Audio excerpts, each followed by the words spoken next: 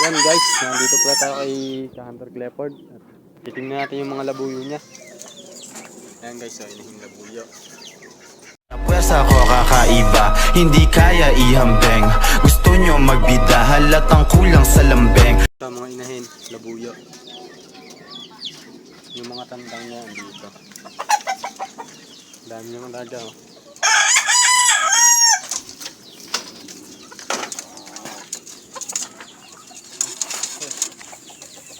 Ay, kasi bumaba niya. Guys oh, labuyo, mabait na.